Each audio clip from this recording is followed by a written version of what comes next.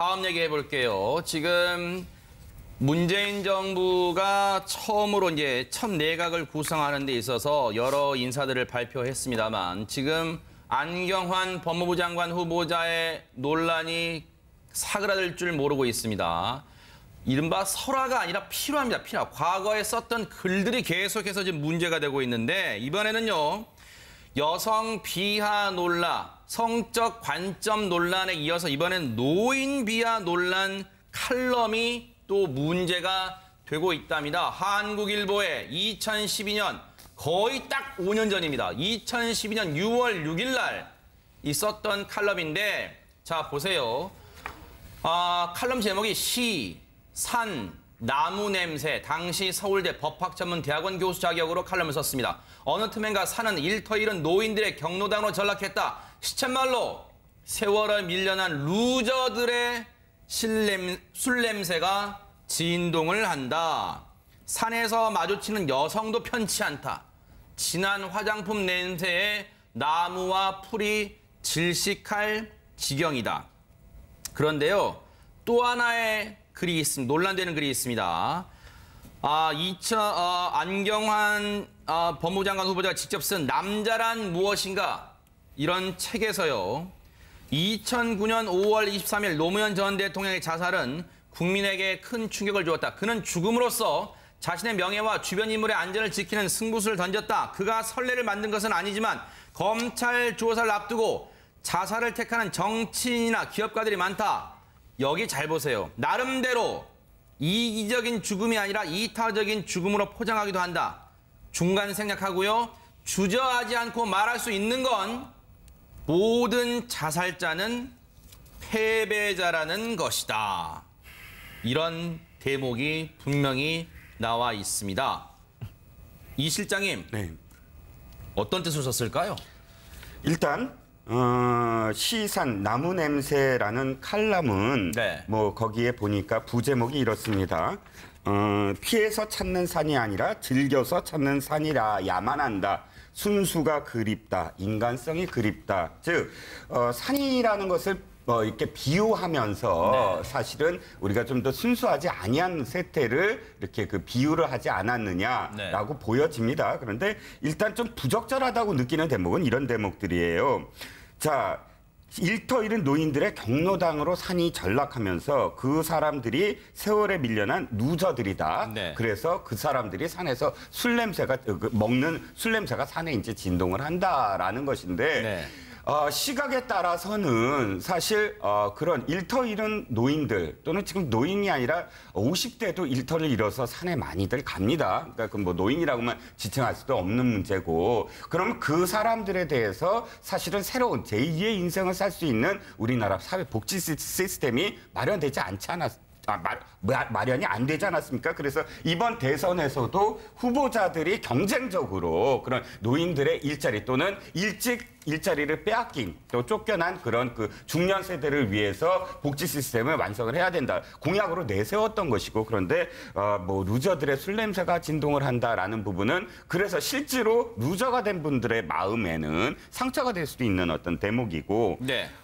그 다음 부분은 사실 좀 이 주저앉지 않고 말할 수 있는 것은 모든 자살자는 패배자라는 것이다라는 대목이 문제가 될 수도 있으나 그 다음 표현이 이렇습니다. 자살의 비극은 막아야 한다라고 아예 단언을 해요. 그래서 이 그 자살자가 패배자라는 말 자체가 자살을 막으려는 그러니까 절대 있어서는 안 된다라는 것을 강조하기 위한 어떤 표현이라고도 보여져요. 그래서 네. 이 부분적인 어떤 부분을 보면 부적절할 수도 있으나 네. 전체적인 어떤 이유, 그러니까 이 글의 이유를 보면 뭐 이 받아들일 수도 있는 대목이 아니냐 좀 네. 그 다른 시각으로 두 알겠습니다. 칼럼은 다른 시각으로 이렇게 봅니다. 안경환 후보자가 어제 했던 발언을 좀 듣고요. 서 소장님 얘기로 들어가 볼 텐데 그동안 앞서 나왔던 그 여성 비하적 논란에 대해서는 뭐 판단에 맡기겠다. 독자들의 또 청문회에서 말하겠다 했는데 지금 이번에 또 새롭게 불거진 논란에 대해서는 어떻게 얘기할지 궁금한데 어제 했던 얘기 들어보시고 다시 돌아오겠습니다. 과거 저서 중에 성매매를 했던 표현들이 일부 좀 문제가 됐다라는 보도가 나왔는데요. 예, 거기에 대한 입장은 좀 어떠신가요? 종합적인 내용을 읽어보신 독자의 판단에 맡기고요. 상세한 저의 입장은 청문회 때 말씀드리겠습니다. 기고한 글에 보면은 뭐 다운 계약서 작성이나 음주운전을 했다 뭐 이런 말도 글을 쓰시기도 했는데 뭐 이 부분은 청문회 때 그 말씀도 마찬가지로 제가 청문회 때 의혹이 있으면은 상세하게 설명드리겠습니다.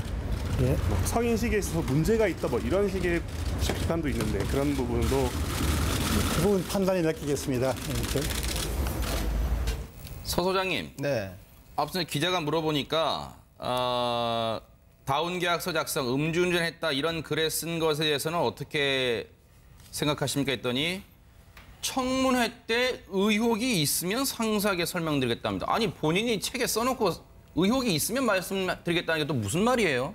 뭐 매를 두 번 맞지 않겠다라고 하는 그 생각인 것 같고요. 청문회 때 몰아서 다 한 번에 얘기하겠다는 얘기 같은데요. 뭐 저는 뭐 나무랄 일은 아니라는 생각이 들고 다만 저는 그 안경환 후보자와 관련되어서 나오는 논란과 관해서 몇 가지만 좀 짚어볼 대목이 있다는 생각이 듭니다.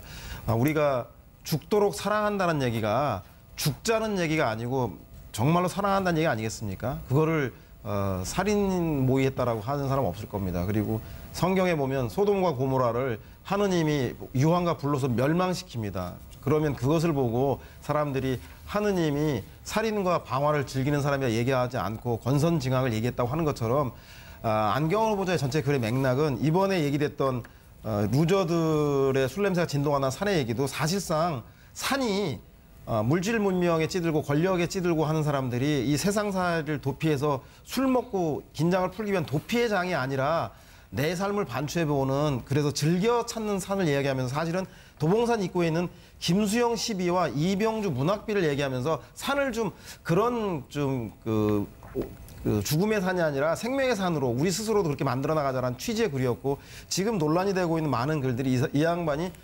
법학과 문학이라는 강의를 합니다. 그래서 아마 문학적 표현이라는 게 이런 게 많아서 자칫 오해하면 이것이 세태를 표현한 것인지 아니면 자기의 인생관이고 자기의 주장인지가 모호하게 담겨있는 실수는 있지만 전체적인 맥락을 본다라면 모든 사람이 공감해보고 한 번쯤 자기를 돌아볼 수 있는 글을 쓴 내용인데 이것을 앞 전후 과정을 빼고 중간만 가지고 이 사람이 생각인 게 좀 재단하는 것은 좀 과도한 거 아닌가. 그런 의미에서 전체 맥락을 가지고 청문회에서 충분한 시간을 가지고 소명하겠다라는 입장을 갖는 것 같다는 생각이 드는데요. 네. 저는 이 이면에 과열되고 있는 것이 과연 언론이라든가 몇몇 야당에서의 합리적인 문제제기인가 이전에 혹시 검찰개혁을 하는 주간 부서의 장관이기 때문에 그 뒤에 검찰들이 이런 문제에 대해서 어떤 입장을 가지고 있는 것은 아닌가라고 하는 의심을 품을 수밖에 없습니다. 저는 그렇기 때문에 안경환 후보자에 대해서는 저는 필요 이상의 과도한 검증 논란이 되고 있는 것은 주위에서 그 행간의 의미, 그 뒤에 숨은 의도는 무엇인가까지도 함께 고민해봐야 한다는 생각이 듭니다. 서 소장의 마지막 말씀은 대단히 좀 부적절했다고 봅니다. 왜냐하면 지금 이번 청문회의 특징이 좀 이렇게 보여요.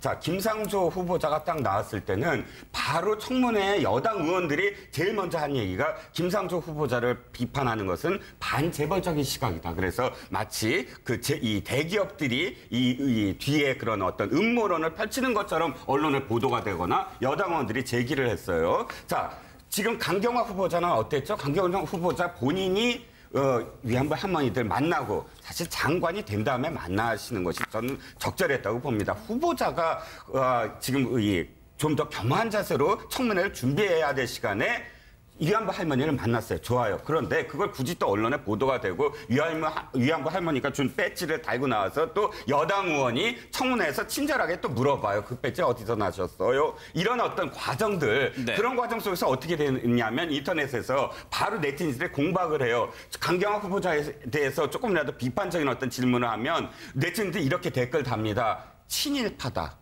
이거는 친일적인 행위다. 이건 네. 위안부 할머니들을 이 협상을 되돌리지 않게 하려는 음모다. 이렇게 확산이 되는데 지금 이것마저도 네. 검찰이 뒤에서 개혁을 네. 하지 않기 위해서 배경이 있느냐. 또 음모론을 양산을 하거든요. 자, 저는 네. 그런 거 다 제하고 네. 진짜 순수하게 바라봐서 네. 그것을 부적격, 적격 여부를 해야 된다. 이런 시각이 정당하지 네. 그때마다 어떤 음모론을 양산하는 건 아니라고 봅니다. 이거 하나 지금 시간 관계상 이거 하나 여쭤볼게요. 김광진 의원님께요. 예. 지금 안경환 법무장관 후보자뿐만 아니라 조대엽 고용노동부 장관 후보자는 음주운전, 막말 논란에 이어서 사립학교법 위반 의혹까지 불거지면서 지금 논란이 더 커지고 있습니다. 그런데 문재인 대통령 팬클럽과 정의당조차도 조대엽 후보자와 안경환 후보자는 안 되겠네 하면서 고개를 절레절레 하고 있답니다. 이 부분은 의미가 있습니까? 뭐 여튼 결론적으로는 인사청문회라고 하는 것을 통해서 기본적인 청와대 검증에서 다 검증하지 못했던 부분들을 인사청문회에서 확인하는 거지 않습니까? 네. 그런 과정은 국회만이 하는 것도 아니고 언론들이 같이 이제 또 하는 것인데 그러는 과정에서 여러 가지 문제점들이 청와대가 모르고 있었던 많은 문제점이 밝혀진다면 네. 낙마할 수도 있는 것이겠죠. 근데 네. 단순하게 어떤 팬클럽이 반대하면 안 되고 네. 어떤 특정한 정당이 하면 안 되고라고 하는 것으로 단정 지을 수는 없는 것이고 네.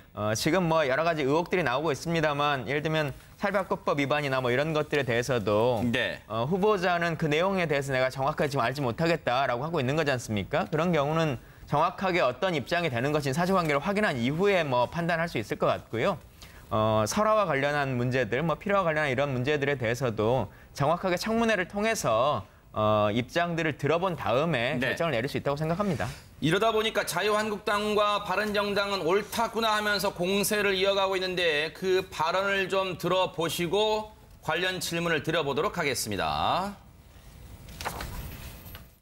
지금 민정수석으로 간 조국 전 교수에 대해서 저는 심각한 책임을 묻지 않을 수 없다 이렇게 생각합니다. 여러분 사전 검증을 어떻게 했길래 그러니까 5대 비리가 있더라도 결격 사유에서 원천 배제하겠다는 뜻이 아닌지 의심이 나서 공약집을 다시 한번 읽어봐야 될.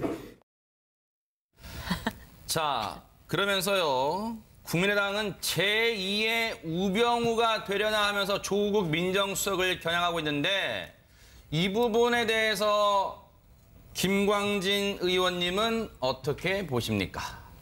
네, 현재 지금 뭐 거론되는 인사들, 후보로 나온 인사들이 지금 우병우 수석의 가장 문제는 본인의 라인을 세우고 본인에 가까운 사람들을 위해서 어떤 모든 것들을 하는 거지 않습니까? 근데 지금 후보자들이 그 조국 수석과 어떤 관계성이 있다라고 보여지기는 좀 쉽지 않고 그리고 인사검증이라고 하는 것이 민정수석 혼자 다 하는 것이 아니고 민정수석실에서 기본적인 걸 또 하고 또 인사수석실에서 하고 최종적으로 또 대통령의 제거가 있고 하는 시스템이라고 하는 것이 갖춰져 있는 것인데 다만 저희가 인수위 없이 구성되는 그 과정 안에서 그 시스템이 좀 안정적이지 못했다라고 하는 문제 제기는 있을 수 있겠지만 그 모든 책임이 조국 교수의 개인적인 문제냐라고 단정 지을 수는 없는 것이죠. 알겠습니다. 여기에요. 청와대가 이런 얘기를 합니다. 청와대 고위 관계자랍니다. 인사검증에 최선을 다한다고 하더라도 모든 것을 다할 수는 없다. 청와대는 최선을 다했고 나머지는 청문회에서 본인이 해명해야 한다. 이거 보는 각도에 따라서는요. 이게 뭐 어떻게 해석해야 될까요? 이 처지가 바뀌었다고 그냥 청와대는 나름대로 인사검증했어. 그런데 이 정도는 우리도 책임 못 져. 뭐 이렇게 해석해야 됩니까? 지금 강 건너 불구경하는 거예요. 이 말을 어떻게 해석해야 됩니까? 청와대 고위 관계자 말을. 이두하 의원님. 사실 이 부분은 말씀이 좀 부적절한 것 같습니다. 왜냐하면 인사검증에 최선을 다한다고 하더라도 사실 모든 걸 다 알 수 없는 건 사실이지만요. 그래도 모든 걸 다 알기 위해서 노력은 했어야 되죠. 근데 노력을 해도 거기 미치지 못한 부분이 있을 수는 있는데 그 부분은 청문회에서 또 밝혀지고 그 부분을 그럼 존중해 주겠다고 해야 되지. 이렇게 나머진 청문회에서 본인이 해명해야 된다 이렇게 얘기하면서도 청문회에서 청문 절차는 그냥 참고용이라고 말한 것과 이게 이렇게 논리적으로 일치가 안 되고요. 그리고 지금 사실 업무를 적응하는데 아무리 재집권에 성공한 첫 세력이라 하더라도 민정 라인에 있는 사람들이 업무 적응하는데 일정 부분 어려움이 있을 거고요. 네. 초기에 이 시스템을 갖추는데도 어려움이 있을 겁니다. 네. 경찰 정보를 받네 마네 그러다 이제 받기 시작했다는 네. 얘기도 있고 이렇거든요. 조난 자료가 다 유지가 안 되고 있을 수도 있고 이런 어려움이 있는데 그럼 그걸 좀 허심탄회하게 말하고 국회에도 협조를 구하고 국민에게도 이 부분에 양해를 구하는 태도를 얘기를 해야지. 네. 이 부분은 앵커께서 말씀하신 것처럼 자기 책임인데 이거에 대해서 나몰라라 그 과거에 유체이탈 화법 얘기한 것처럼 약간 그런 부분이 알겠습니다. 있어서 논란이 있을 수 있는 얘기인 것 같습니다. 했던 발언을 좀 듣고요. 서 소장님 얘기로 들어가 볼 텐데 그동안 앞서 나왔던 그 여성 비하적 논란에 대해서는 뭐 판단에 맡기겠다. 독자들의 또 청문회에서 말하겠다 했는데 지금 이번에 또 새롭게 불거진 논란에 대해서는 어떻게 얘기할지 궁금한데 어제 했던 얘기 들어보시고 다시 돌아오겠습니다. 그 과거 이제 저서 중에 예. 성매매를 했던 표현들이 일부 좀 문제가 됐다라는 보도가 나왔는데요. 예, 거기에 대한 입장은 좀 어떠신가요? 종합적인 내용을 읽어보신 독자의 판단에 맡기고요. 상세한 저의 입장은 청문회 때 말씀드리겠습니다. 기고한 글에 보면은 뭐 다운 계약서 작성이나 음주운전을 했다 뭐 이런 말도 글을 쓰시기도 했는데 뭐 이 부분은 청문회 때 그 말씀도 마찬가지로 제가 청문회 때 의혹이 있으면은 상세하게 설명드리겠습니다. 예. 성인식에 있어서 문제가 있다 뭐 이런 식의 비판도 있는데 그런 부분도 그 부분 판단에 맡기겠습니다. 서 소장님. 네. 앞서 기자 진한 화장품 냄새에 나무와 풀이 질식할 지경이다. 그런데요, 또 하나의 글이 있습니다. 논란되는 글이 있습니다. 안경환 법무부 장관 후보자가 직접 쓴 남자란 무엇인가 이런 책에서요. 2009년 5월 23일 노무현 전 대통령의 자살은 국민에게 큰 충격을 주었다. 그는 죽음으로써 자신의 명예와 주변 인물의 안전을 지키는 승부수를 던졌다. 그가 선례를 만든 것은 아니지만 검찰 조사를 앞두고 자살을 택하는 정치인이나 기업가들이 많다. 여기 잘 보세요. 나름대로 이기적인 죽음이 아니라 이타적인 죽음으로 포장하기도 한다. 중간 생략하고요. 주저하지 않고 말할 수 있는 건 모든 자살자는 패배자라는 것이다. 이런 대목이 분명히 나와 있습니다. 이 실장님, 네. 어떤 뜻을 썼을까요?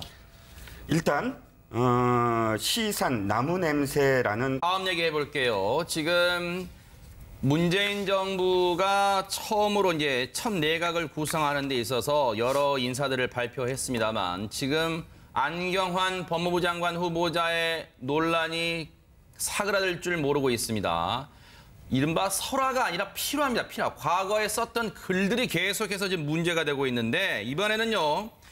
여성 비하 논란, 성적 관점 논란에 이어서 이번엔 노인 비하 논란 칼럼이 또 문제가 되고 있답니다. 한국일보에 2012년 거의 딱 5년 전입니다. 2012년 6월 6일 날 있었던 칼럼인데 자 보세요. 칼럼 제목이 시, 산, 나무 냄새. 당시 서울대 법학전문대학원 교수 자격으로 칼럼을 썼습니다. 어느 틈엔가 산은 일터 잃은 노인들의 경로당으로 전락했다. 시쳇말로 세월을 밀려난 루저들의 술 냄새가 진동을 한다. 산에서 마주치는 여성도 편치 않다. 들이 경쟁적으로 그런 노인들의 일자리 또는 일찍 일자리를 빼앗긴 또 쫓겨난 그런 그 중년 세대를 위해서 복지 시스템을 완성을 해야 된다. 공약으로 내세웠던 것이고 그런데 뭐 루저들의 술 냄새가 진동을 한다라는 부분은 그래서 실제로 루저가 된 분들의 마음에는 상처가 될 수도 있는 어떤 대목이고 네. 그 다음 부분은 사실 좀 이 주저앉지 않고 말할 수 있는 것은 모든 자살자는 패배자라는 것이다라는 대목이 문제가 될 수도 있으나 그 다음 표현이 이렇습니다.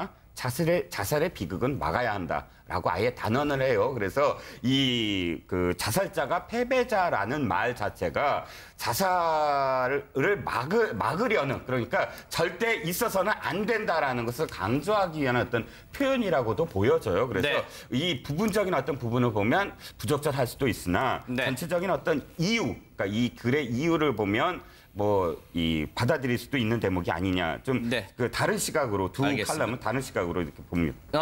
안경환 후보자가 어제 칼럼은 네. 뭐 거기에 보니까 부제목이 이렇습니다. 피해서 찾는 산이 아니라 즐겨서 찾는 산이라야만 한다. 순수가 그립다. 인간성이 그립다. 즉 산이라는 것을 이렇게 비유하면서 네. 사실은 우리가 좀 더 순수하지 아니한 세태를 이렇게 그 비유를 하지 않았느냐라고 네. 보여집니다. 그런데 일단 좀 부적절하다고 느끼는 대목은 이런 대목들이에요. 자, 일터 잃은 노인들의 경로당으로 산이 전락하면서 그 사람들이 세월에 밀려난 루저들이다. 네. 그래서 그 사람들이 산에서 술 냄새가 먹는 술 냄새가 산에 이제 진동을 한다라는 것인데 네. 시각에 따라서는 사실 그런 일터 잃은 노인들 또는 지금 노인이 아니라 50대도 일터를 잃어서 산에 많이들 갑니다. 그러니까 그 뭐 노인이라고만 지칭할 수도 없는 문제고 그러면 그 사람들에 대해서 사실은 새로운 제2의 인생을 살 수 있는 우리나라 사회 복지 시스템이 마련되지 않지 않았 마련이 안 되지 않았습니까? 그래서 이번 대선에서도 후보자